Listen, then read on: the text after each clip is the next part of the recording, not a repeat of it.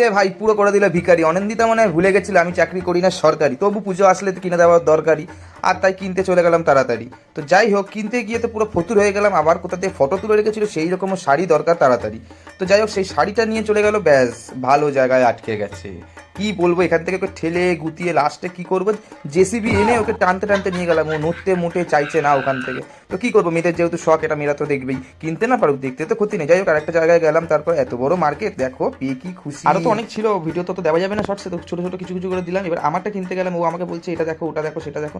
আলাম আমার পকেট এমনি ফাঁকা, বেশি দেখলে আর বাড়ি যেতে হবে না কাকা, তখন এখানেই বলতে হবে টাটা। তো যাই হোক, আমারটা মোটামুটি ও চয়েস করে নিয়ে নিল। নিয়ে নেওয়ার পর এবার আমি যেটা ওকে পুজোতে দিয়েছি সেইটার দিকে যাচ্ছি, ব্যাস এটা যেই দোকানে যাবো সেইখানেই ধরবে। তো যাই হোক, পুজোতে যেটা দিয়েছি সেটা তোমরা দেখে নাও, আর দেখে কিন্তু অবশ্যই বলো কেমন হয়েছে। এইটা নিয়েছো, তো এইটা শাড়িটার কেমন হয়েছে আমি দিয়ে দেবো ফটো পরে। আমাদের ফেসবুক চ্যানেলে তোমরা একটু ফলো রাখো বা ইনস্টাগ্রামে ফলো রাখো, তাহলে কিন্তু তোমরা দেখতে পারবে ওকে শাড়িটা পরাতে কেমন লাগবে। ভিডিওটা ভালো লাগলে লাইক কমেন্ট শেয়ার সাবস্ক্রাইব করে দিও।